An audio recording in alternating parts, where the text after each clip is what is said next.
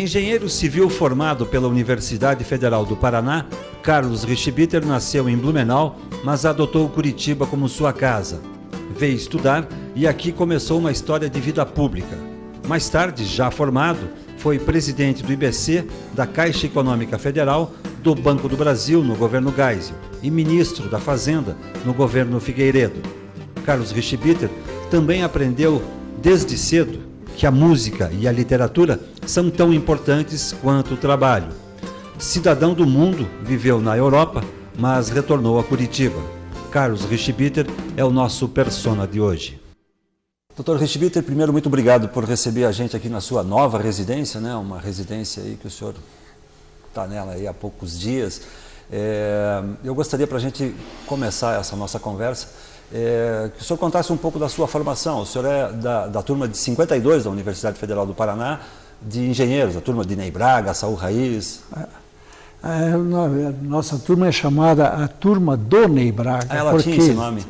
Porque, eu não sei, uns 6, 8 de nós trabalhamos no governo do Ney, primeiro governo do Ney. O Saul Raiz, Afonso Camargo, Zirstein Guimarães, Jucundino da Silva Furtado. Aconteceu, ninguém sabe bem porquê.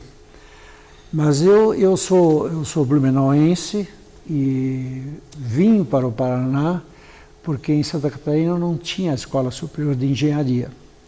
Então eu vim para cá e fiquei aqui. Quer dizer, hoje, da minha vida, eu passei, digamos, 18 anos em Blumenau e 60 em Curitiba, com algumas ausências de Curitiba por motivo de trabalho.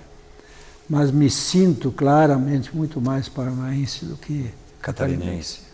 Santa Catarina é assim a infância, a juventude, a nostalgia, é verdade. Mas tem uma relação ainda muito íntima com Blumenau, até porque quando o senhor lançou o seu primeiro livro, o senhor fez questão de ter uma noite de autógrafos em Blumenau. Eu tenho, claro, uma coisa sentimental com Blumenau. E tenho família lá. Minha única irmã viva mora lá, meus sobrinhos. E, claro, gosto muito dela. Mas formação profissional, casamento, filhos. Eu sou curitibano, certamente. Agora, a sua formação profissional, ela está muito ligada à sua carreira pública, né? Ela começou, na verdade, logo depois da formação acadêmica na Federal do Paraná? 52, turma de 52. Daí eu trabalhei como engenheiro, primeiro em Paranaguá, e depois 5 anos no norte do Paraná. Eu era engenheiro contratado, engenheiro de uma empresa que construía para o Estado. Colégios, postos de saúde. Então eu conhecia aquele norte, Sertanópolis, Sertanejo, até as barrancas do Rio Paraná, conhecia aquilo tudo durante 5 anos. Depois eu cansei dessa coisa e fui para a Europa. Fiz um curso de concreto pretendido, morei primeiro na Alemanha. Não em Hamburgo, porque em Hamburgo o senhor morou depois, né? Isso. Morei 7 meses em Bonn e fiz um estágio como engenheiro, que tinha uma empresa de construção. E depois eu fui para a França fazer um curso de concreto pretendido, que naquela época era uma coisa completamente nova, desconhecida. E aí morei em Paris e Marseille. Marseille eu fiz um estágio numa obra maravilhosa lá. Depois voltei para o Brasil, continuei a trabalhar na empresa de engenharia e aí sim, que eu fui em 1962, quer dizer, 10 anos depois de formado é que eu fui para a Codepar, já no governo do Ney. No governo do Ney Braga. Que era uma coisa nova, que era liderada pelo Afonso Camargo. Entrei na Codepar por concurso, passei, graças a Deus, e fiquei na Codepar até 65, quando na mudança do governo do Ney para o Paulo Mentel, eu tive um desentendimento com as pessoas que mandavam e fui para o Rio. E trabalhei no IBC com o Leônidas Borio, que tinha sido o presidente da Codepar, e foi então, em 64, foi ser presidente do IBC. E mais tarde, por conta do IBC, o senhor também voltou a morar na Alemanha também. E daí não, já daí em seguida. Eu fiquei no Rio 1 ano e meio, mais ou menos, e em 66 eu fui indicado, nomeado pelo presidente da República para chefe do escritório do IBC em Hamburgo. Já tinha casado, Mônica e Luca tinham nascido, e lá fomos nós para aquela cidade bonita, mas fria. A gente devia achar que Curitiba, nessa época, agora, é muito parecido com Hamburgo. Porque o mês de novembro de 66, teve em Hamburgo um dia que apareceu o sol. Não foi um dia de sol. Então, Curitiba, nessa época agora, parece Hamburgo. Hoje apareceu o sol? Hoje apareceu o sol, né? Graças a Deus. Na casa nova, a primeira vez que nós vemos o sol. Nós foram, então a minha vida já era, a minha mãe dizia, mas você devia se fixar, você está muito, mas mãe, isso é coisa boa na vida, você ser um pouco nômade, um pouco cigano, não posso me queixar. Quando terminou o governo Castelo Branco, eu tinha um problema na família da minha mulher, então nós voltamos, eu pedi demissão, voltamos, tentei me reapresentar na Codepar, não fui aceito, por motivos políticos também, e... Quem era o governador do estado, né? O governador Paulo Pimentel, Paulo Pimentel, que nós nunca conseguimos nos entender corretamente. Por conta do período do governo do Ney Braga. Hoje somos inimigos cordiais, mas, enfim, respeitamos um outro. Mas e daí eu voltei para a iniciativa privada. E fiquei, quantos anos, sei eu, 3, 4 anos. E daí, no Paraná, houve episódio do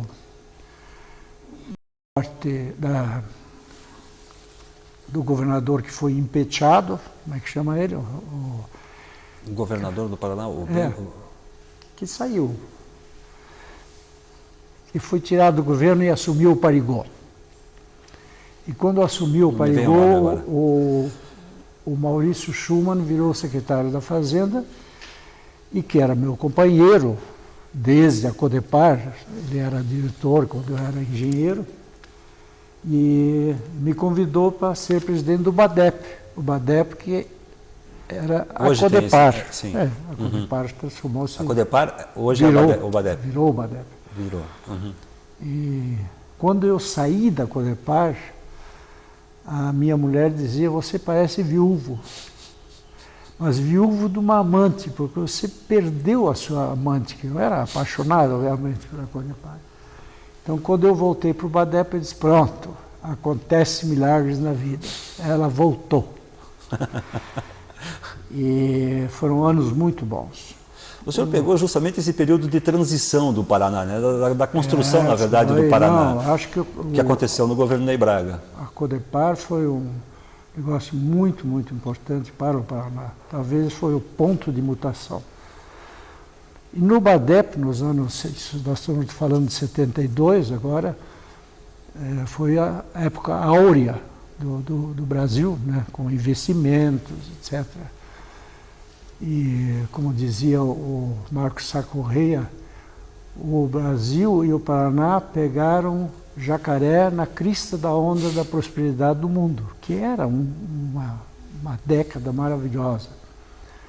E nós conseguimos, então, continuar aquilo que foi feito no tempo Ney Braga, de atrair indústrias. Então vieram a Volvo, a Bosch, e modernizou-se o Parque Industrial do Paraná. Acho que isso foi muito importante naqueles anos 70. Eu saí daqui para o governo federal, em 74, com a Caixa... O governo Geisel. Com o governo Geisel, né? Maurício foi para o BNH, Maurício Schumann, e eu fui para a Econômica. E dali eu fiquei na Caixa 3 anos, e fui para o Banco do Brasil. Fiquei 2 anos, então completei o governo Geisel, 3 anos, 5 anos do Geisel, 3 na Caixa e 2 no Banco do Brasil. E daí nós fomos, o Mário Henrique e eu, Mário Henrique Simonsen, fomos para o governo Figueiredo, que foi um equívoco nosso, porque o general Figueiredo, o presidente Figueiredo, era uma pessoa antes de assumir e virou outra. O próprio Geisel disse isso. O que aconteceu com o João?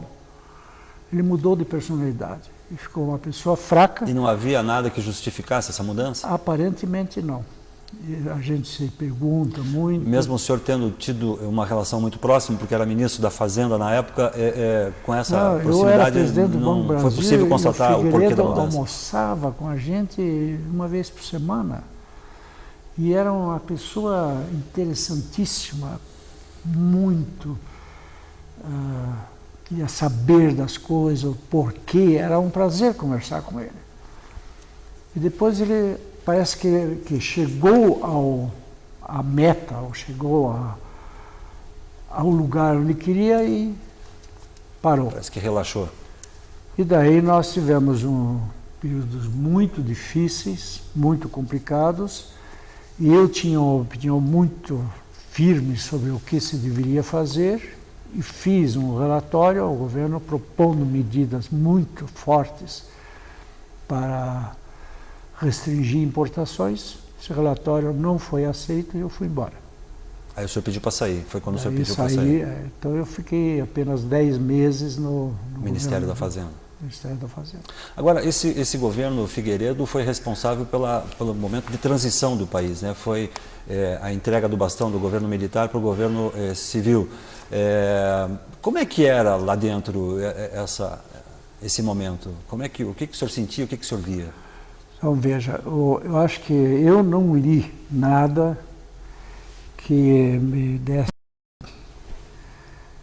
satisfação, que me clareasse essa coisa. Eu conversei muito com o Golbery. O Golbery era o homem-chave do governo Geisel e brigava com ele no pacote de Abril, etc. E ele dizia: doutor Richibiter, o senhor não sabe o que o presidente tem que fazer para acalmar os colegas de farda dele. Porque a linha dura era uma coisa muito forte dentro do Exército. E o Geisel, a gente não sabe ainda o suficiente o que ele teve que fazer para domar isso. Imagina se demitir o ministro da Guerra, que ainda era da guerra naquele tempo. Então, ao Figueiredo, nós devemos que ele, nesse ponto, foi muito firme de continuar a abertura. Lenta, gradual, mas continuar. Apesar de todos os pesares, o governo dele desembocou no governo civil. Então foram anos. Eu tive mais no período do Geisel uma visão boa, porque eu era muito amigo. O período do Geisel, só para esclarecer para quem não... o senhor foi presidente da Caixa e presidente do Banco do Brasil, no governo Figueiredo, ministro da Fazenda. Isso mesmo. Mas eu era desde o começo muito amigo do ministro Golbery, que era uma pessoa fascinante. Tinha muitos defeitos, mas ele era interessado por literatura, arte, era uma pessoa diferente. E nós brincávamos muito. E, inclusive, me lembro no pacote de Abril, eu estava fora do país, e quando eu voltei, ele disse: doutor Richibiter, gostou muito do nosso barba e cabelo? Eu disse: não gostei nada. Como?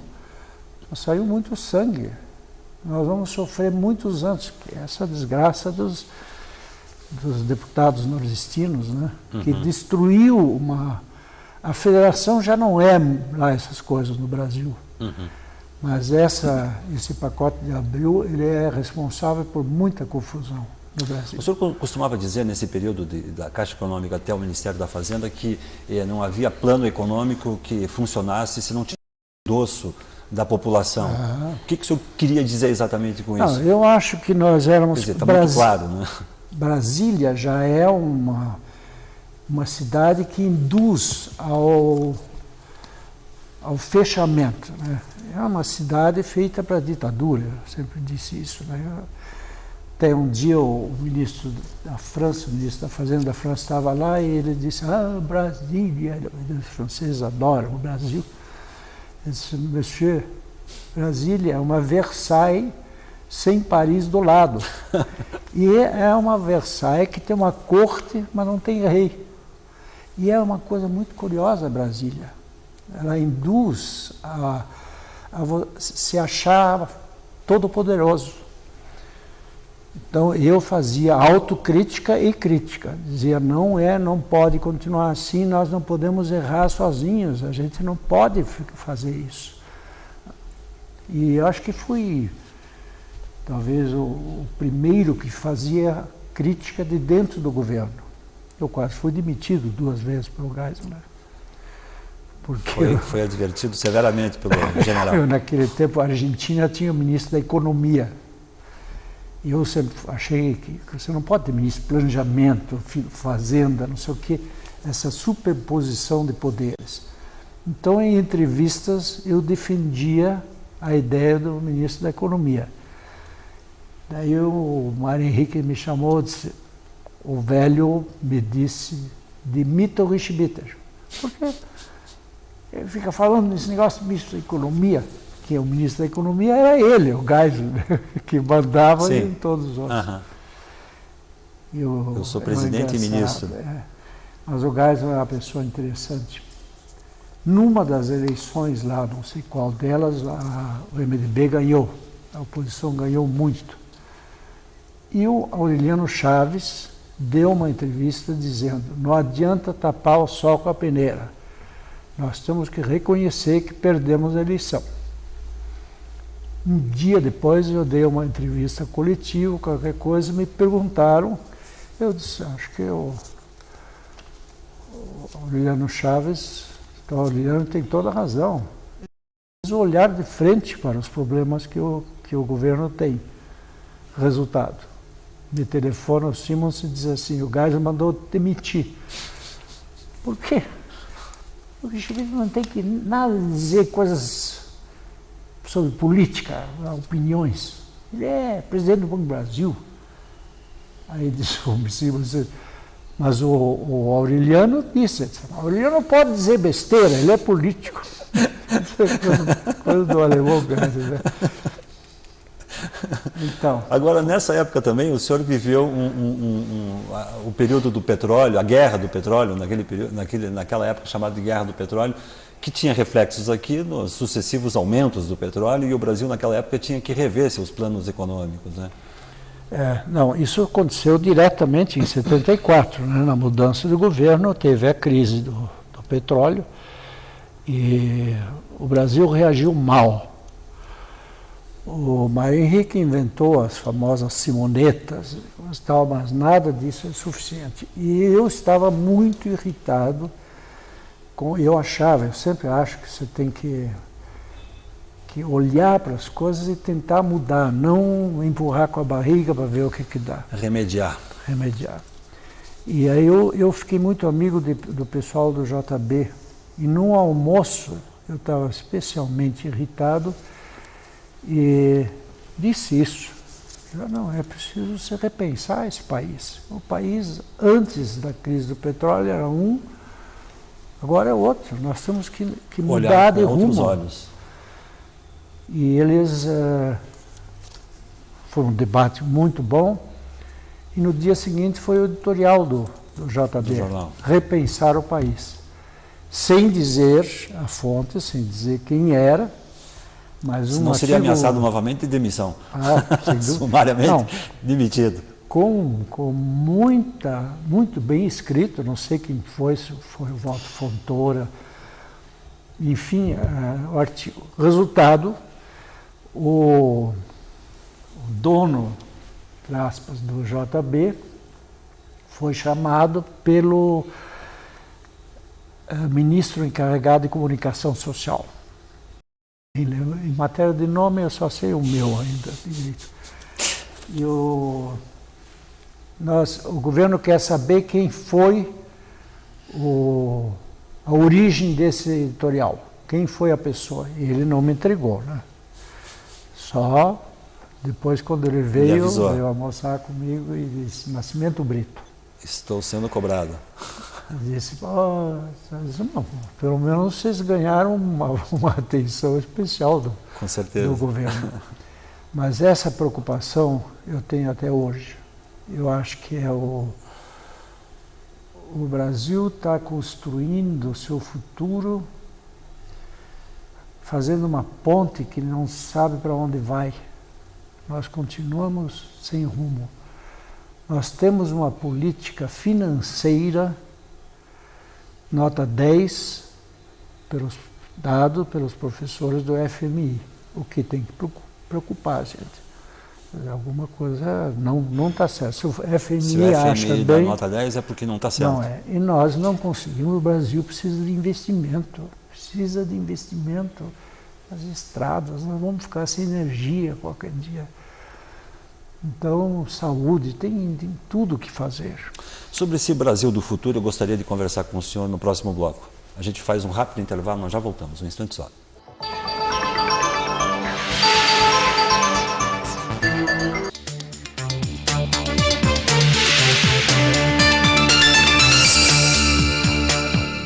Eu acho que a bebida não é uma coisa forte, assim, viu? Eu nunca cheguei a perder o controle, né? Na hora que você tá ali empolgada, você bebe e tá beleza, depois não... Confusão mental, descoordenação geral, visão dupla, desorientação. São 20 vezes maiores os riscos de acidente no trânsito. E a multa para quem dirige embriagado é de R$ 957.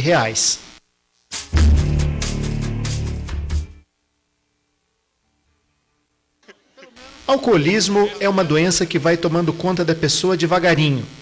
Quem primeiro sente o problema é o estômago. Depois vem o fígado com a cirrose alcoólica. Beber ainda pode causar impotência sexual. Outro problema: as coisas que se faz na noite anterior e não são lembradas no dia seguinte.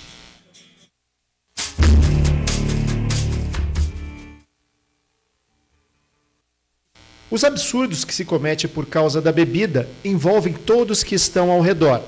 São as brigas de bar, pessoas que faltam ao emprego por causa da ressaca.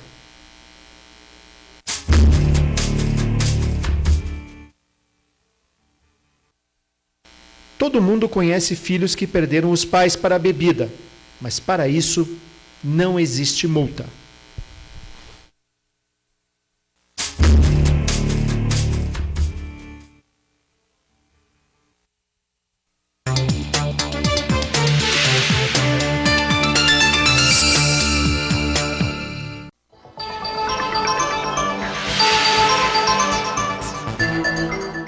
Programa Persona de hoje, entrevista ao Dr. Carlos Richibiter, ex-presidente da Caixa Econômica Federal, do Banco do Brasil, ex-ministro da Fazenda.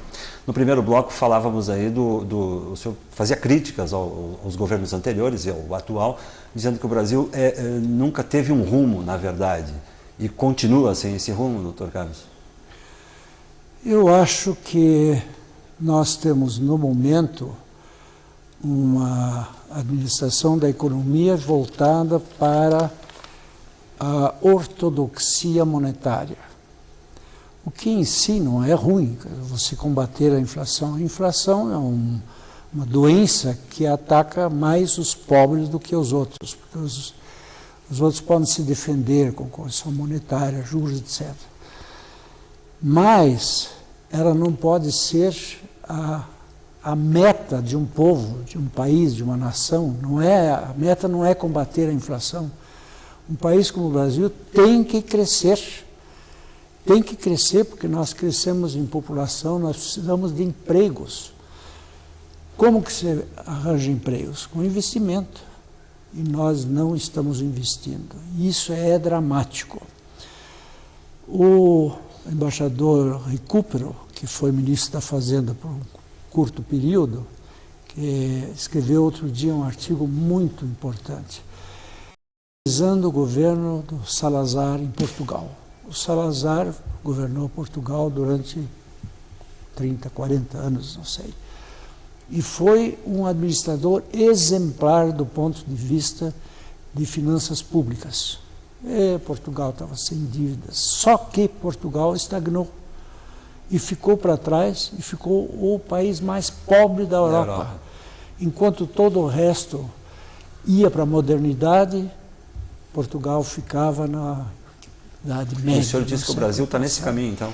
Nós podemos, se nós continuarmos assim, nós vamos estagnar. Os países vão avançar. E isso talvez o imediatismo, essa coisa de não ter a visão mais longe.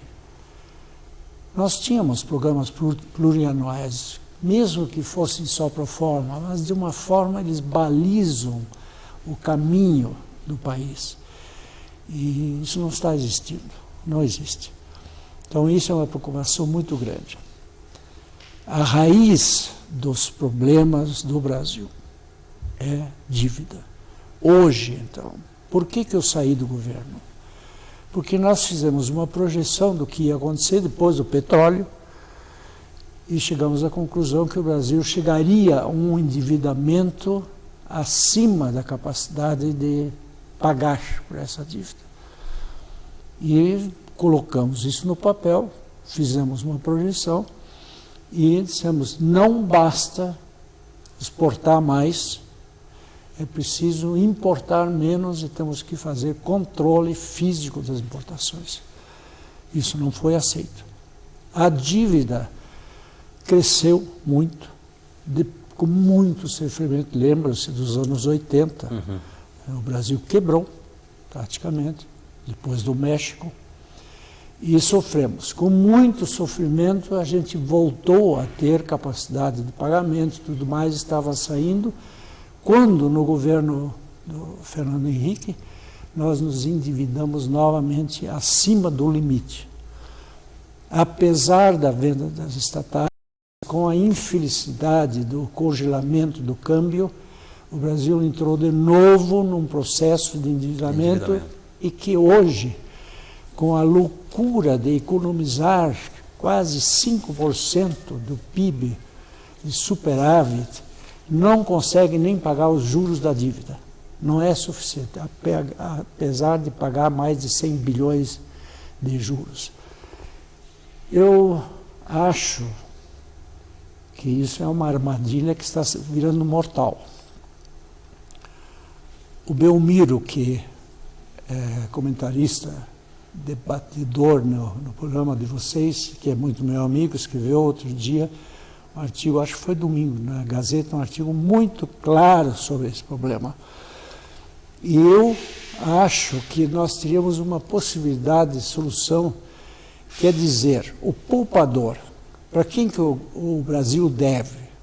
Para nós, para quem tem poupança, para quem tem títulos, renda fixa, essas coisas todas somos nós, os que têm poupança. E nós deveríamos ser induzidos a pôr esse dinheiro não em títulos do governo, mas sim em investimentos de infraestrutura. As PPPs, que agora começaram a deslanchar com 3 anos de atraso, elas são um começo, uma possibilidade.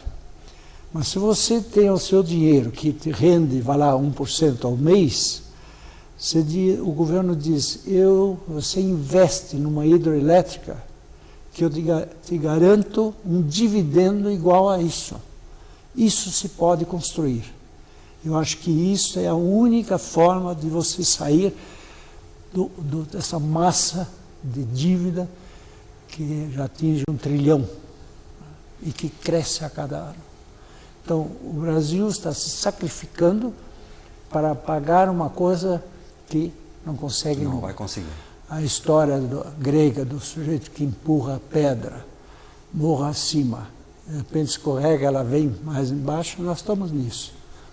Então é preocupante. A atual crise política, porque vive o governo, a política do país, O senhor acredita que tem interferência fundamental nisso? Não, veja bem, o Ministério da Fazenda, a política financeira, chamo de financeira, não de Porque, econômica. na verdade, essa crise não afetou, pelo menos a inflação, não cresceu, mas aí não bate muito. Não interferiu, porque Sim. a oposição sabe também que não pode interferir, senão Sim. cria um caos. Mas essa crise política é uma pústula que abriu de repente, né? Claro, nós sabemos há muitos anos, as pessoas conscientes, sérias, que o sistema político brasileiro é uma loucura total. E sabemos todos que qualquer financiamento de campanha se faz com Caixa 2. O ministro Adalto disse isso ontem e vai ser preso, né? Porque cometeu um crime, confessou o crime. Mas é verdade, nós sabemos disso. Então, a reforma política, fidelidade partidária, as coisas nós temos 22 partidos. Não é possível você governar o país você tem que comprar gente para dar apoio aos projetos do governo. Não dá. Você vê hoje um problema, a Alemanha está num impasse porque não consegue fazer uma maioria. Lá são 3 partidos fundamentais, né? 4, 5, se você inclui a esquerda e os verdes. Imagina com 22, você não vai nunca conseguir formar uma maioria que apoie uma direção que o governo quer sair. Você elege um presidente que tem uma ideia, ele precisa comprar votos. Então o problema da compra de votos é uma necessidade, senão não governa. O senhor acha que esse problema, então, apenas coincidiu de acontecer, ou de cair no conhecimento público agora, mas que é um problema antigo e que existe? Lógico que é antigo. Poderia ter estourado no governo Fernando Henrique, ou antes até. Claro, o que aconteceu é que a incapacidade do PT de fazer isso corretamente, quer dizer... Da forma como fizeram até então. É um horror, né? Aprendiz de exemplo claro disso. Agora, não é uma crise séria, em absoluto. Isso não é. Nós tivemos crises muito mais sérias. Nós vamos ter. Esse não é o principal problema político do país? Não. Se isso leva à reforma política, é uma grande coisa. Mas acho que não leva. Nós não vamos. Nós somos a Marcha da Insensatez, que é um livro da Bárbara Tuchmann. O Brasil é um país, é uma marcha da insensatez. Nós todos sabemos o que tem que fazer e não fazemos. Reforma tributária. Olha, 30 anos. A gente também sabe o que tem que fazer. Tem estudos maravilhosos e não faz. E o senhor que esteve dentro do governo, as pessoas sabem disso e por que isso não é feito dentro do governo? Não sei. Não há uma explicação para isso? Não há. Racional, não. São as coisas que a pessoa entra com maior boa vontade. O Mário Henrique, por exemplo, que é uma pessoa racional, as pessoas mais inteligentes que eu conheci. Eu disse, Mário, vamos fazer aí, porque o fulano é... Aquilo... Está amarrado, não vai? Amarra, não vai. Aproveitando o seu gancho anterior, o senhor falou de livro, vamos falar de coisas mais leves. O senhor gosta muito de ler e gosta muito de música. O que o senhor lê? O que o senhor então, ouve? vai lá, música. Blumenau é uma terra que sempre teve a primeira orquestra sinfônica do sul do Brasil, né? O Teatro Carlos Gomes, que foi construído pela iniciativa privada, pelo povo de lá, ele tinha uma orquestra permanente. E eu fui iniciado no violino, minha família, todo mundo tinha que tocar um instrumento, meus pais tocavam violino, minhas irmãs piano, e eu fui então, cheguei ao ponto de poder tocar na orquestra. Quando eu vim para Curitiba, eu trouxe o violino e fui tocar na orquestra no tempo do Concórdia, que era um maestro chamado Zaia. Quantos anos, né? Não, 16, 17, né? E foi muito bom. Por um outro motivo que eu frequentava os bailes misericórdia, né? Tinha direito a isso. Mas eu sempre gostei muito de música e acho que o fato de ter participado de uma orquestra que cria, a música não existe sem o cara que a executa. Isso é muito importante, porque você cria uma compreensão do fenômeno musical que você não tem quando não isso, ou tem muito menos quando não participa. Então isso me levou, ia a orquestras quando eu passei em Paris, aos domingos ia a 3 concertos, aproveitava tudo que tinha. E hoje eu vivo de música enlatada, né? Que é a nossa geração viu o gramofone, viu o toca-discos, viu Vinil, né? o long play e vê o CD. Então isso é realmente, quer dizer, nós somos... Você sabe operar aqueles aparelhos? Não sei nada. Aliás, sei pôr uma coisa e apertar. O senhor tem 3 livros publicados. Está fazendo o 3º, está fazendo o 4º? Não, eu publiquei um livro sobre o meu sogro, Dr. Paulo Garfunkel, um pintor admirável. E por que eu fiz o livro sobre ele? No Natal estavam os netos dele na minha casa. E eu fiquei olhando e disse, vocês nem conheceram o avô direito. Então vou escrever um livro. E entre Natal e Ano Novo, eu rabisquei o livro, depois me deu um trabalho enorme, porque um livro de arte é complicadíssimo, mas o texto que eu escrevi é um texto muito emotivo, porque é uma pessoa que eu gostava muito, gostava muito dos meus sogros, ele e a dona Helena. Então foi um livro feito com amor. Os outros 2 livros são traduções de um poeta alemão chamado Rilke, Rainer Maria Rilke, que viveu de 1875 a 1926. Morreu um ano antes de eu nascer. E eu conheci ele, o poeta, numa sessão de poesia. Eu estava namorando uma menina e acabei lá e o namoro acabou, mas o Rilke ficou comigo pro resto da vida. Eu tenho hoje na minha biblioteca 3 metros de Rilke, que para livro, 3 metros é muita coisa. É muita coisa. Né? E comecei a traduzir quando eu cheguei na França em 58, ainda solteiro, e os franceses são talvez maiores admiradores de Rilke do que os próprios alemães. Eles têm uma paixão, têm traduções maravilhosas. E as poesia, traduções poesia e prosa. E traduções brasileiras não existiam na época, existiam portuguesas. Depois deu a moda Rilke aqui, e tem traduções maravilhosas, desde as peças curtas até as longas. Hoje, o Ivo Barroso, que é um dos nossos maiores tradutores, talvez o maior tradutor vivo, que traduziu Francis Baudelaire inteiro, e é um gênio de tradução.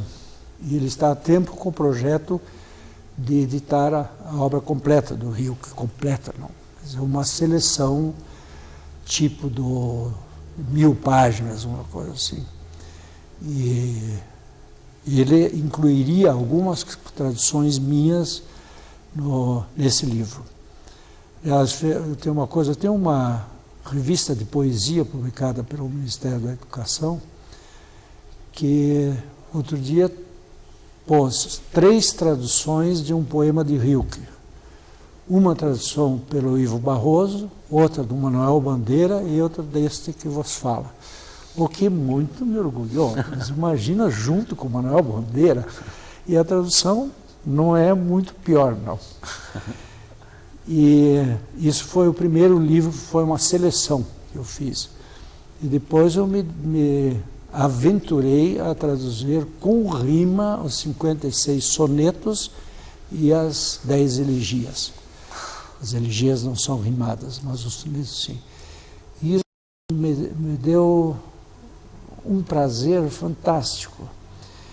Eu sempre gostei muito de palavra cruzada na vida, e quando eu comecei a traduzir essas coisas complicadas, eu andava com dicionários, alemão, português, francês, alemão, etc., tudo para achar a coisa certa. Trabalhar fielmente dentro E da o tradução. meu filho entrou, eu já era viúvo, entrou um domingo de manhã no escritório e disse: pai, achou uma coisa melhor do que palavra cruzada para você. No fundo é um pouco isso, você achar a palavra justa para encaixar. Eu gosto muito de palavras e gosto dos livros em si. Eu gosto de ter livro na mão, um livro só olhar o livro. E ler é um prazer que não...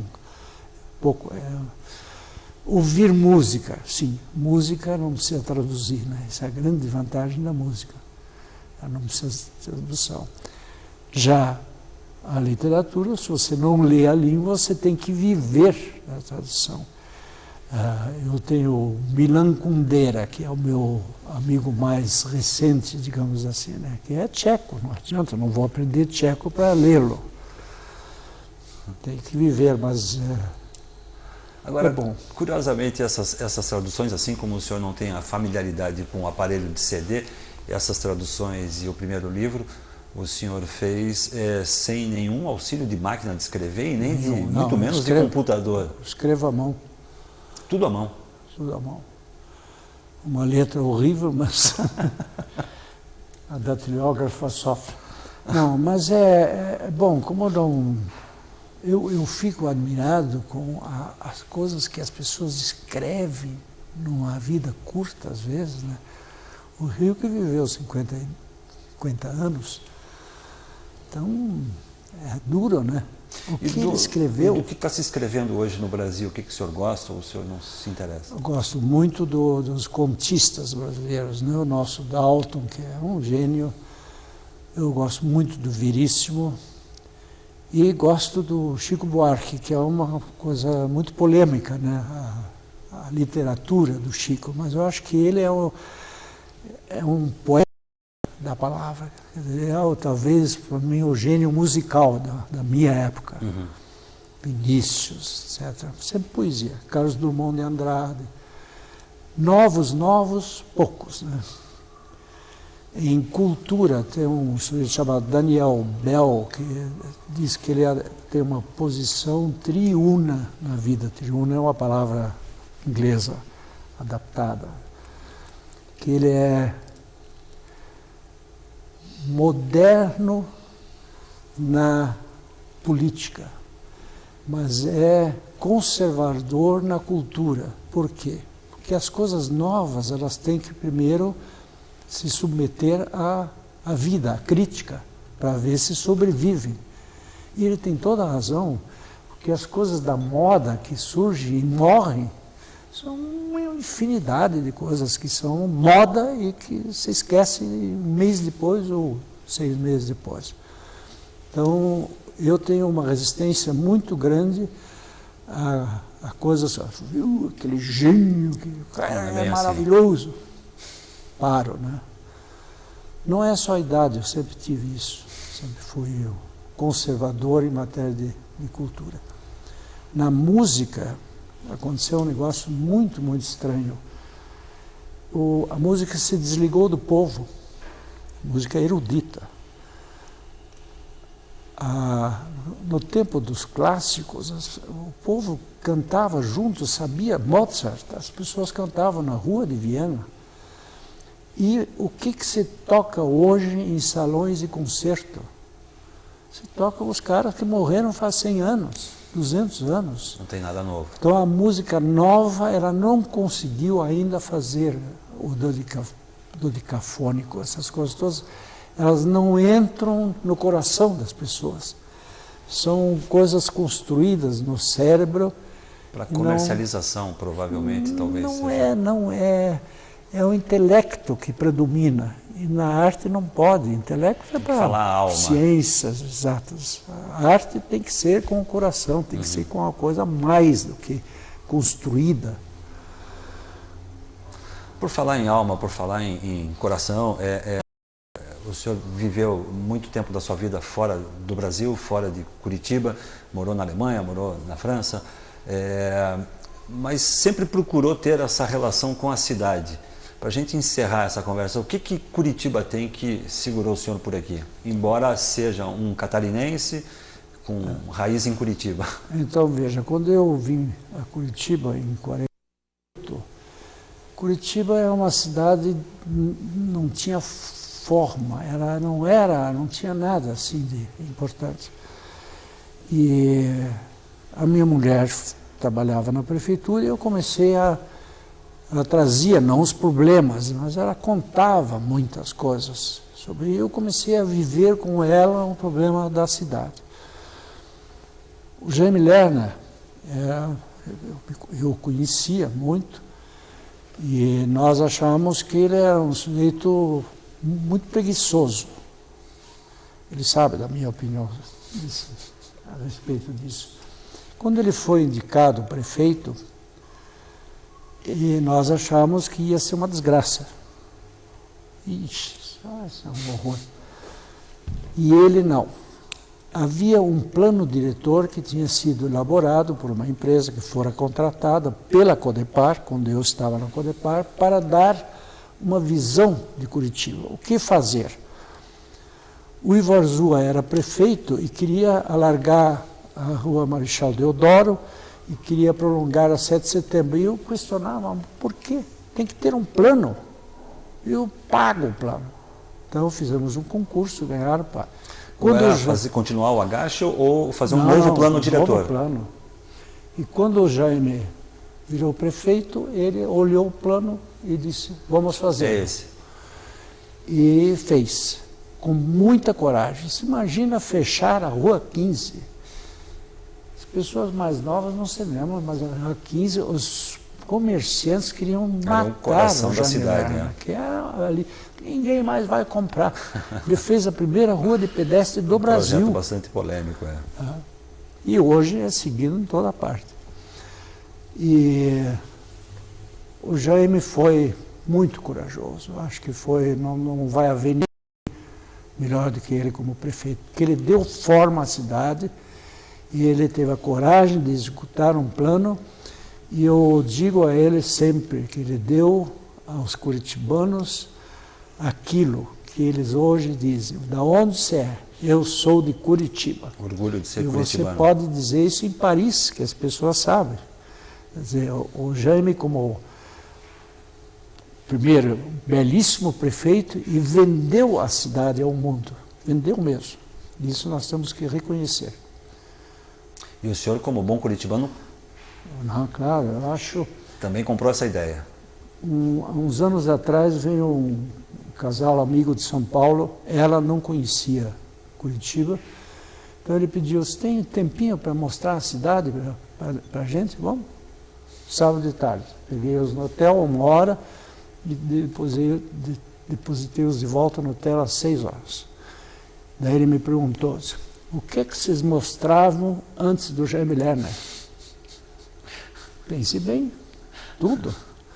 Antes do Jaime Lerner tinha o passeio público e o Jardim Los Angeles, que a gente mostrava para as pessoas. Então é isso que ele fez na Curitiba. Temos que ser gratos a ele. Então, ok, doutor Carlos Richibiter, muito obrigado por receber a gente. Foi um prazer. Parabéns pelo seu trabalho. O Persona volta com uma nova edição na semana que vem. Até lá.